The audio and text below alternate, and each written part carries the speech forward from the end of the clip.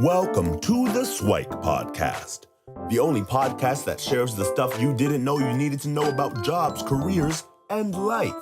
The SIWIKE podcast, the stuff I wish I knew earlier.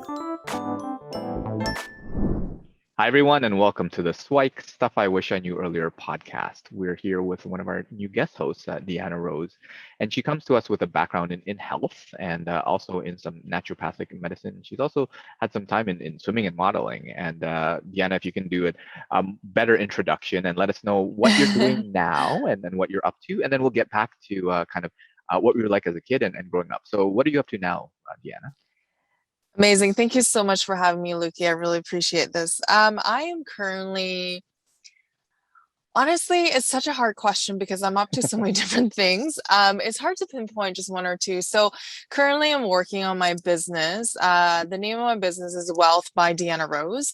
So the business essentially, as Luki mentioned, is very much focused on health, both mental and physical health. Right. And on the side, I'm thinking of, branching out a little bit and adding art into my business as well. I think that's something that I forgot to mention to you previously. Sure.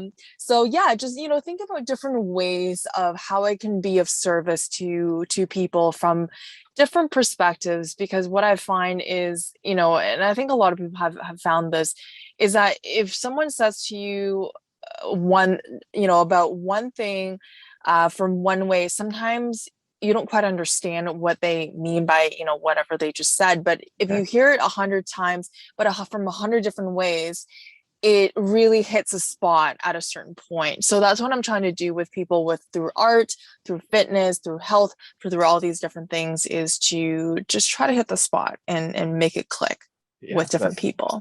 That's amazing. Yeah. So one of the names that I give myself is kind of like a DJ for personal development. Everything's already been done, right? And it's all out there already. And to your point about the multiple perspectives, sometimes you just have to hear it in like a little different genre of music or whatever, right? In order for it to resonate. So I totally resonate with what you're doing. So if we can go back in time and talk a little bit about Deanna as a kid. So what were you like as a kid? What were you like growing up, and kind of take that journey from there until now? So what are some of the earliest fond memories that you might have as Deanna as a kid? To be honest, I actually don't have a lot of childhood memories, just because there were a lot of negative memories, which my brain, just as a trauma response, blocked out. But as a kid, I was just an overall perspective. I was a very introverted kid. I was anxious, really scared about everything. And I was one of those kids, I used to hide behind my mom's legs whenever I met new people. I was in new situations. And I was scared to do anything and everything. And then whenever I met new people, I used to just blush like crazy. I would glow up like a tomato, just to give you a visual.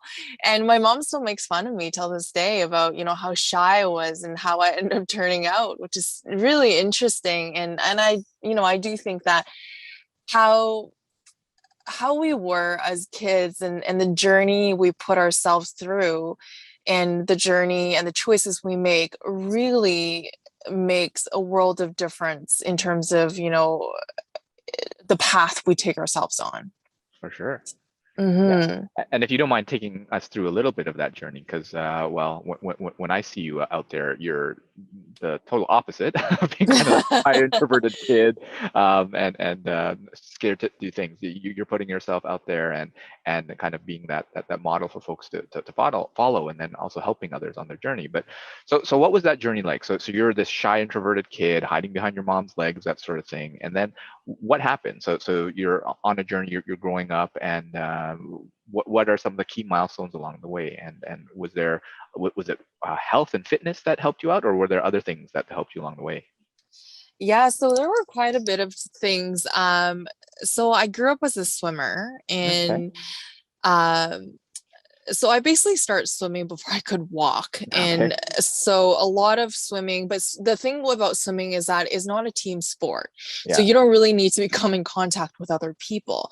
But swimming gave me a lot of confidence. It was something that I could just go to. And as a kid, I was a very fat kid. Okay. I always resorted to food as a sense of comfort, which a lot of people do, or a lot of people did. So through that journey, I was actually born and raised in China. Okay. And I moved to Vancouver when I was like in my early teenage years, like 12, 13. Okay. And I didn't speak a word of English. So when I got to Vancouver, imagine this shy kid, didn't speak the language, had no friends, and didn't know what was going on. So I was even more shy, even more introverted when I first moved. And then my parents threw me into Air Cadets. Okay. And I remember the moment, the very first day, and my escape mechanism or my coping mechanism was always just run, just escape and just try to get away. Okay. So the first day, I remember my dad dropped me off at Air Cadets, and they were, doing drills and they were talking. And I was like, I have no idea what is happening right now. All these people were just marching back and forth. And I remember, I think I was 14 or 13 at the time. And I had nowhere to run because I couldn't get home. Okay. And I was like, okay, so I need to just suck it up and do it. Okay. So I did it. And, and then the second day and the third day and all these different events or different, I guess, training sessions went by. And then from there, it kind of gave me a sense of, I guess, community with Air Cadets. And also, through the years, I was learning the language, making friends, and then got into swimming even more when I was in Vancouver. So I think just through the different experiences, I kind of came out of my shell. And then I started working when I was 16. So I started working as a lifeguard when I was 16. So I made a lot of really good friends. And then I realized, and for the younger listeners, I'm not trying to lead you astray or anything. I started partying when I was like really young. And I realized that, oh my gosh, like this is a way for me to bond with people, for me to actually get out of my shell and have a good time. Right. And I can speak from a very shy person's perspective. And I've worked with a lot of introverts, and I know shyness and introverts, they don't equate, to each other, but they're very similar. From my experience working with other people and my experience, being me, I know that even shy people want to socialize. And there's that part of people where you want to be understood, you want to be heard, and you want to have that community, that bond with other people.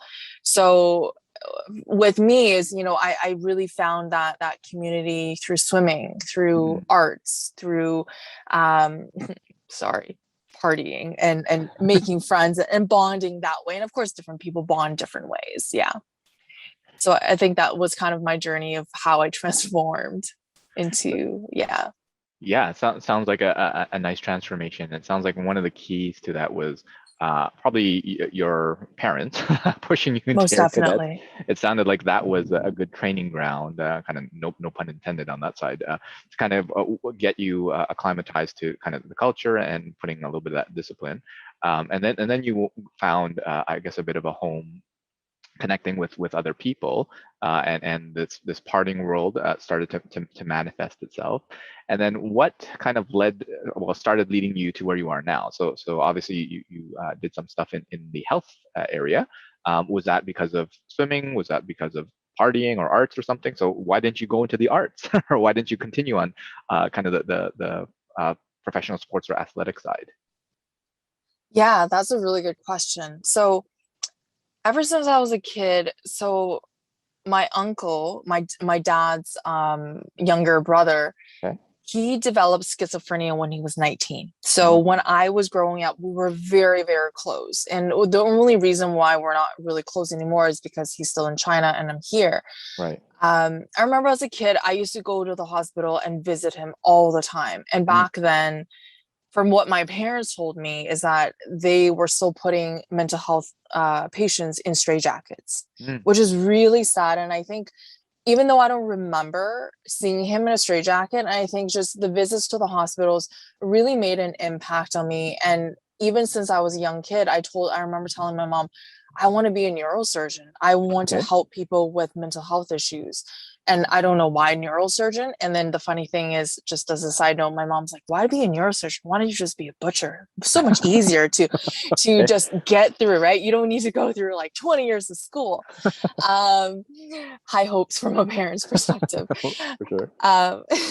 But anyway, so then I really wanted to, go into psychology or psychiatry. And then when I went to, and through my life, through my teenage years, my young adulthood, I always volunteered in either hospitals or different facilities. And I've worked with patients with HIV, with autism, with conduct disorder, with all sorts of mental health issues. So that's always been my passion until I started working actually for the Ministry of Family and Children and Family Developments in BC, when I realized that they're so focused on the mental health aspect of things, not even from, in my opinion, not even from the right perspective. Right. And they're really just neglecting the physical components, like the nutrient deficiencies, the nutrition status of the kids. Sorry, I don't know if you can hear the rain. I'm really sorry. And so they're basically really just focusing on and giving medication to the kids. Right. So that made me really sad and made me really disappointed in the system, in how they treat mental health patients. So what I ended up doing was, of course, like you mentioned, I went into naturopathic medicine, hoping that, we can combine the physical with the mental and hopefully really help people from that perspective. And that's how I ended up where I was. Yeah, and that's amazing. And I totally agree how a lot of the focus nowadays is on like mental illness versus mental health, right? You're really focusing on like the negative side and how to prevent that negativity versus, well, why not promote the good stuff? And a lot of those are handled with kind of that physical fitness, whether it be kind of exercise or diet, because unfortunately nowadays there's a lot of crap out there that you can buy in the food at the grocery store and stuff like that, and put that in your body, right? Which is quote unquote healthy, but maybe just through a label or some sort of technicality versus actually being good for your body. So so that sounds like an amazing journey. And then take us through a little bit about your journey into the kind of naturopathic medicine, and then kind of to where you are right now. So did naturopathic medicine end up being exactly as you wanted it to be, and it kind of helped enlighten you to all the wonders of the world, or was there something else to it? Honestly, so I know we're so focused on stuff that I wish I knew earlier. Is one thing that I wish I knew is that I wish I wasn't so narrow-minded. I wish I wasn't so, if I do this, I'm going to solve this problem. Okay. So with naturopathic medicine, I would say that I went into it hoping that it was going to be the solution for everything. Right. I love what naturopathic medicine stands for. I love the natural aspect of things. I love how it so focuses and respects the earth and Mother Nature. Mm-hmm. But what I didn't expect was how I got to be careful with my words here. How is not that much different from the conventional medical system, sad to say. Interesting. Is that I know big pharma has basically corrupted a lot of the medical system, the conventional medical system. I would say the supplement industry is slowly going towards that direction as well, is trending towards that direction. Right. And there's a lot of competition amongst naturopaths as well. And a part of it is I really wish that, people are very supportive of each other rather than being in competition with each other. Right. And so that's more of, the the administration side of things when it comes to the profession. But in terms of how, the reason why I went into naturopathic medicine in the first place was I was hoping that it was going to be, the solution to help people with mental health issues, because that's my background. But what I found was there was so much focus on the physical side of things that there was very, very little mental health issues or mental health, I guess, emphasis within the curriculum. I think we had one or two courses on counseling, but it was very basic, very, very, just bare bones when it comes to addressing some of the mental health issues and how, a clinician should speak to their patients. And then in terms of the other things is like supplements. Of course, for people who are really into supplements, I completely get it. Yes, resort to a supplement when there's an imbalance. But to me, I feel like, nutrition deficiency should be addressed, first of all, from food, because food is something that we put into the body every single day, and we need to put into the body every single day. And if a person, of course, we can't really reach therapeutic dose by just putting food into the body. But I do find that, if we are able to address the foundational stuff, the root cause of things, is much easier for us to make it sustainable long term. So that's something that I found was a little bit disappointing. But again, it goes back to the point of, I think the pharmaceutical and the supplement industry are taking over the world. Yeah.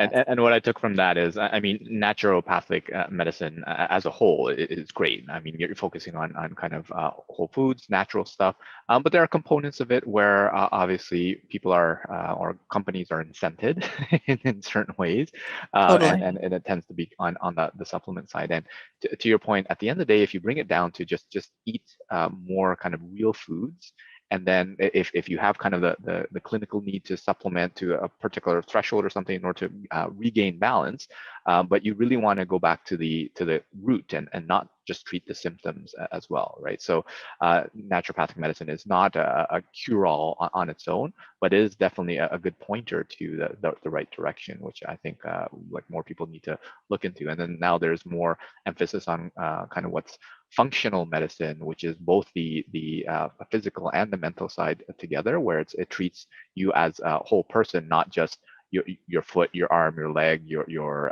stomach, your this and that. It treats you as an entire person as well. And I think they're starting to integrate more of the mental and the physical parts of it together as well. So, but I think medicine is taking a direction in the right direction, but it's a big establishment. So the journey is going to be a little bit longer. Yeah. I mean, don't get me wrong, naturopathic medicine very much focuses on the whole person. And it's holistic medicine, essentially. And functional medicine is actually very similar to naturopathic medicine. It just different names, more money for people to get the title, essentially. And they do a lot more testing. It just, I think, it's very hard for I guess, a curriculum to be able to address everything. For sure. And not be skewed by money, by profit. Because I mean, if someone just says, just start eating whole foods, start doing this, nobody's going to make any money. Sure. Versus when they say, you got to go buy the red light, you got to go buy the Oura ring, I'm not affiliated with any of these people, by the way.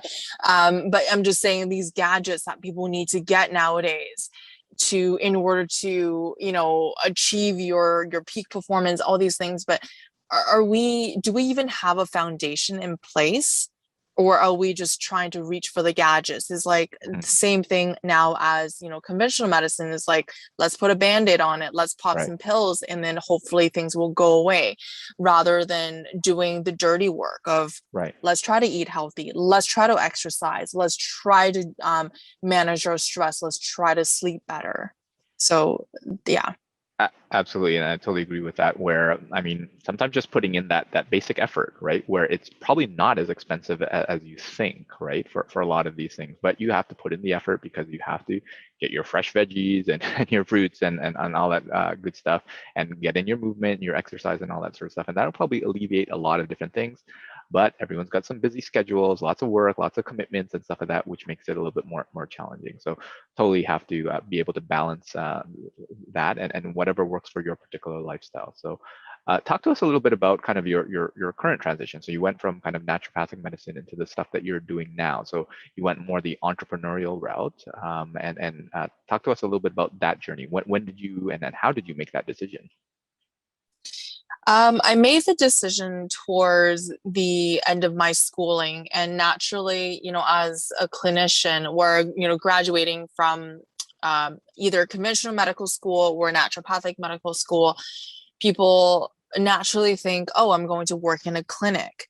Mm-hmm. And again, if I was still very, I guess narrow-minded is sounds like a very judgmental word, but if I wasn't open-minded enough to think otherwise or think differently, I think I would have just forced myself into a clinic room and just sit down and deal with patients every single day.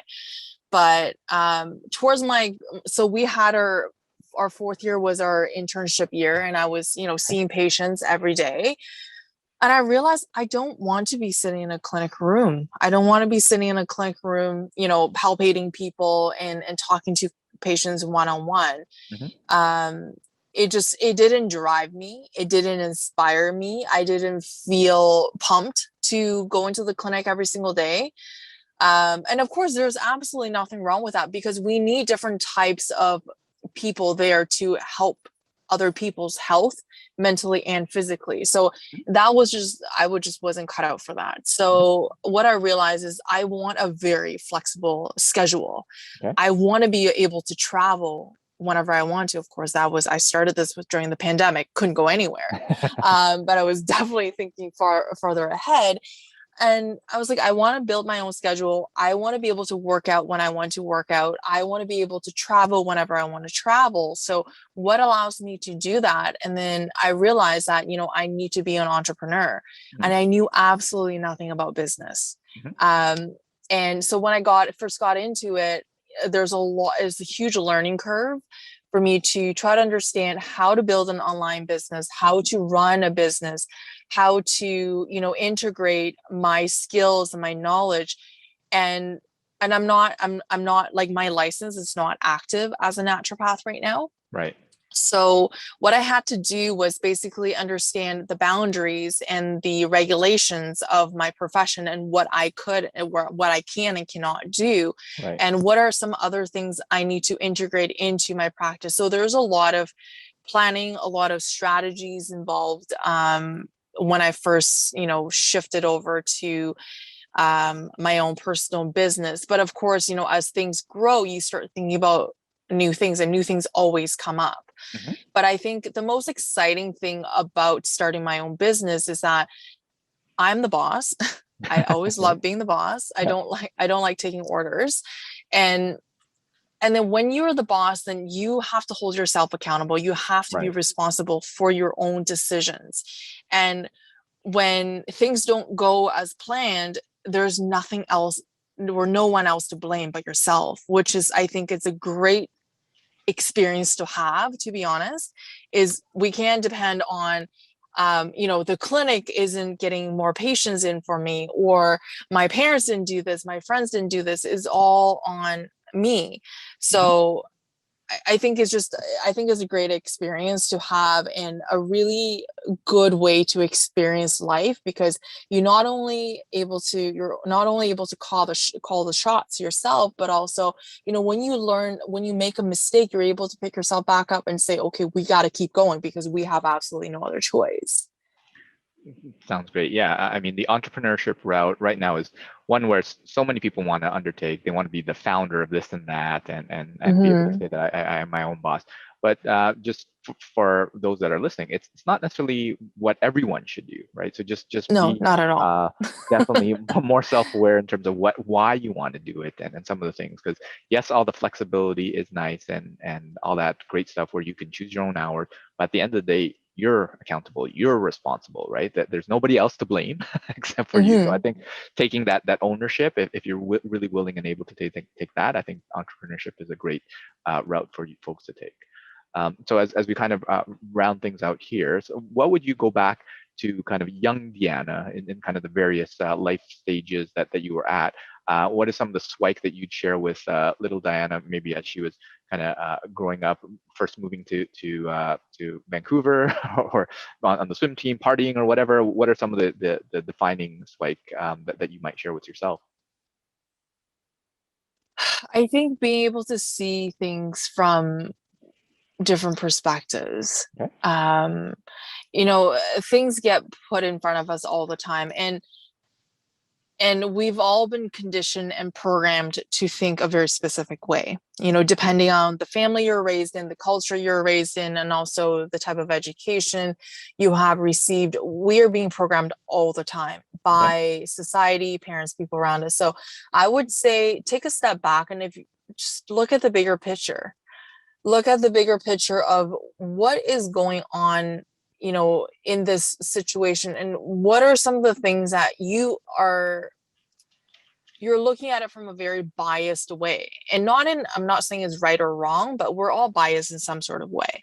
But if we're able to step into, let's say, the shoes of someone who's looking at the situation or the event or the person from a very, a very new perspective, a fresh perspective, we can find a lot of different things and we can see a lot of new things. So I would say definitely take a step back and try to see it from a fresh and someone else's perspective, if that makes sense.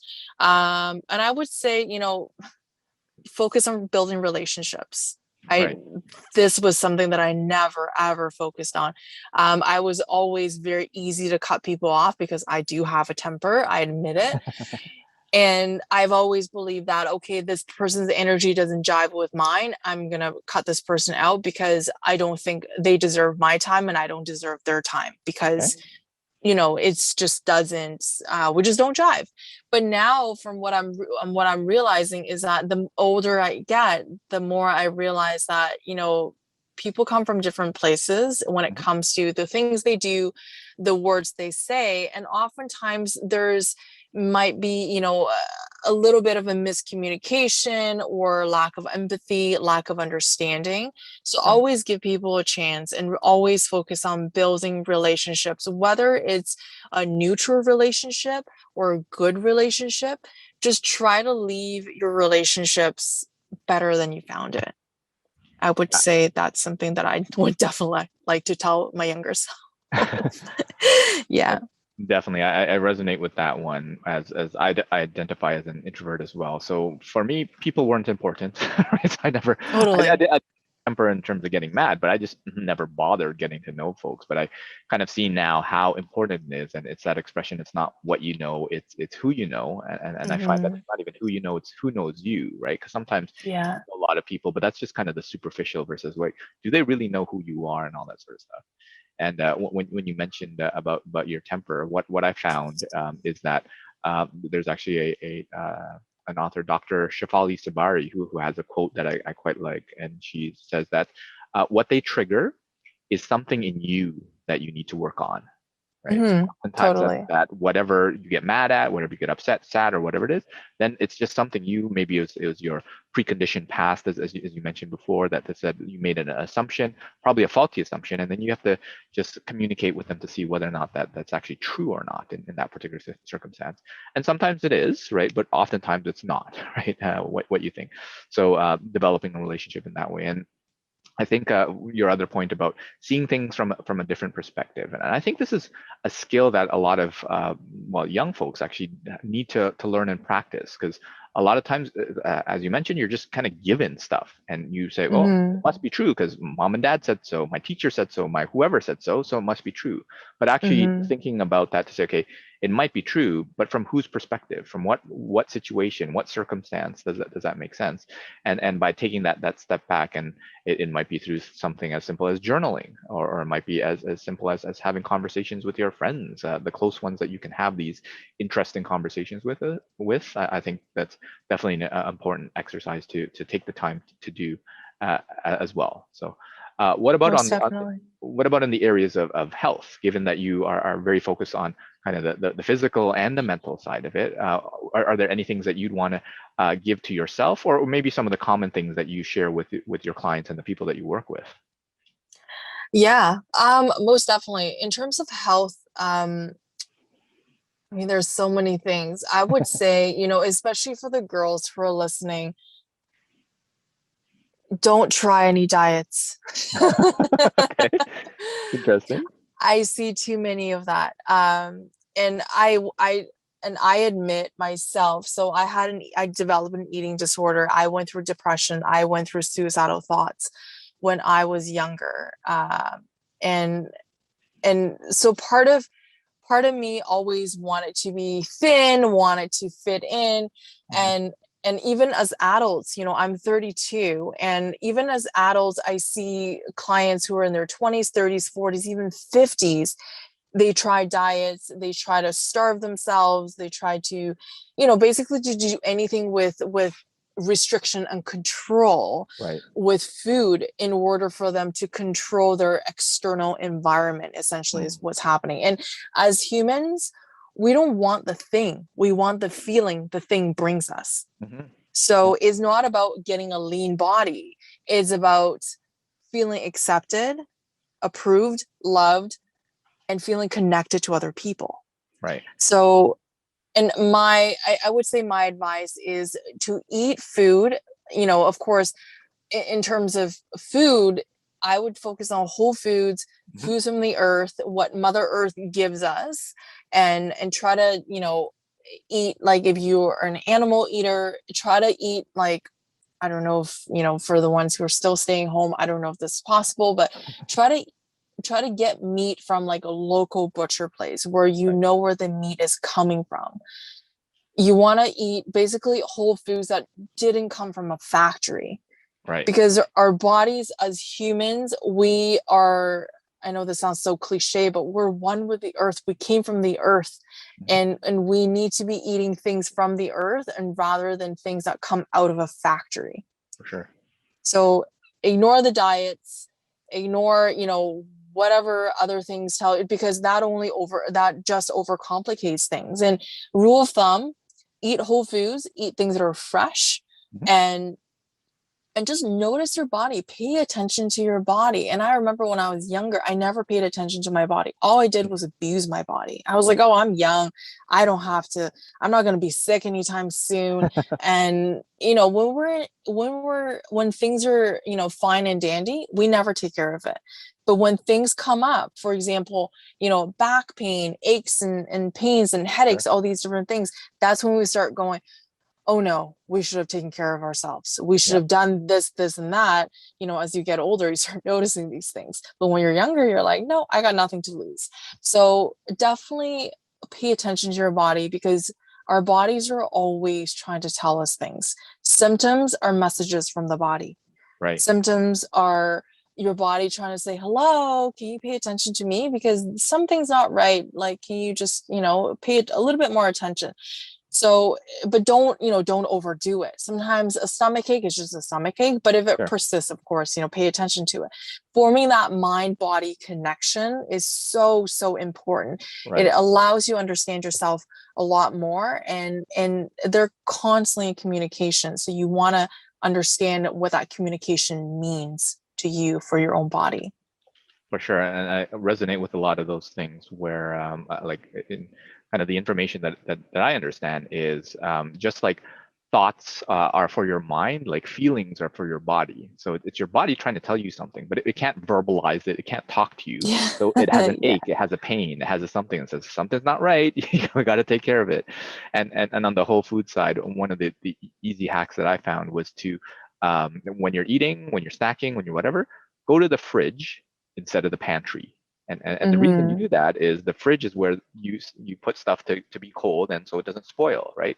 And Totally. spoiling is a good thing, right? Because that means it's For natural. sure. The stuff in the pantry that allows it to sit for months, for years, right? Oh Well, there's probably gosh. something that if you internalize and put in your body, guess what that's going to do to yourself internally, right? So I think that's a Exactly. useful hack. So, well, thanks so much, Deanna, for sharing all this useful information and your experiences. Can you let our audience know where they can connect with you, where they can learn more about what you're doing, and then what are some future aspirations that we can look forward to hearing from you? Yeah, totally. I can let me just start with my website is Deanna DEANNAW Rose.com. My Instagram is the same, Deanna W Rose. Facebook, Deanna Rose. LinkedIn, Deanna Rose. Super easy to find. Yeah, and I do run challenges every month. It's called a Wellth Catalyst Challenge. And I think, I think your audience can really benefit from this. So essentially what it is a very, it covers all three areas. So the way I operate is very much about, movement, nutrition, and habits. So three of the very foundational pillars of our mental and physical health. So we cover nutrition in the challenge, we cover movement, being very intentional and aware of our movement to maximize the results you get from your workouts. Right. And habits, I run daily 6 a.m. calls to set you up for success in the day. And of course, if you're a student in the summer, the last thing you want to do is wake up at 6 a.m. But luckily, I run these every month. So you're more than welcome to join these calls, and as well as the challenge. And I do charge people for the challenge, but if you're a student, I'm more than happy to do this for you for free. But you just gotta commit. Yeah. So that would be, something that you can definitely join. And then I'm also working on a membership that I'm actually launching this week. It's called the Wealthy CEO. Very similar model, but it's going to be a lot more extensive when it comes to topics on mental and physical health, as well as, getting different experts to come in. So, I have connections with people like hypnotherapists, people like who are, let's say, like, I don't even know what they're called anymore. Anyway, so different types of people in the health field, they will come in and speak to you about, different types of I guess things that are really up to date and relevant within their field. So that's the membership program. Yes. That's perfect, and we'll link all of that in the show notes. And for those that didn't notice, Wellth is actually WELLTH, where it's more focused on that wellness. So I love that you have that focus as well. So and the 6 a.m. calls, is that Eastern, or is that Pacific, or some other time zone? Yes, is Eastern. Okay. So if you're in the West Coast, I'm sorry, but you're gonna have to get up at 3 a.m. I'm kidding. All the calls are recorded, so I always welcome people to just go back and listen, because there's just so many really good nuggets. I'm not trying to toot my own horn here, but they're really good. And I put a lot of time and effort into planning them, just because I want to make sure that I maximize, the benefits people can get within that hour. So yeah, most definitely. I'm happy to even share the recordings with you, and you can send it out to your audience if you like. That's perfect. So thanks so much, Deanna. And again, we'll link all that, and hopefully, well, I'm not sure if I'll take you up on a 6 a.m. call, but you'll find me there. But I'd love to have you back for a future episode where we might do like a deep dive into kind of naturopathic medicine, maybe the swimming side, or entrepreneurship, or maybe even that art and creativity that we didn't really dive too much into. But thanks so much for joining us for this episode, Deanna, and hopefully we'll have you back for a future episode. Sounds great. Thank you so much, Luki. I really appreciate it. And thank you for everybody who's listening. Thanks for joining us on the SIWIKE, Stuff I Wish I Knew Earlier, the podcast. If you like the podcast, please subscribe on iTunes, Stitcher, or wherever you found this podcast. And if you can give us a review, that would be very appreciated. Feel free to contact me on LinkedIn at Luki Danu, LUKI DANU, and the same on most social media platforms. And I look forward to hearing from you. Thanks. Bye.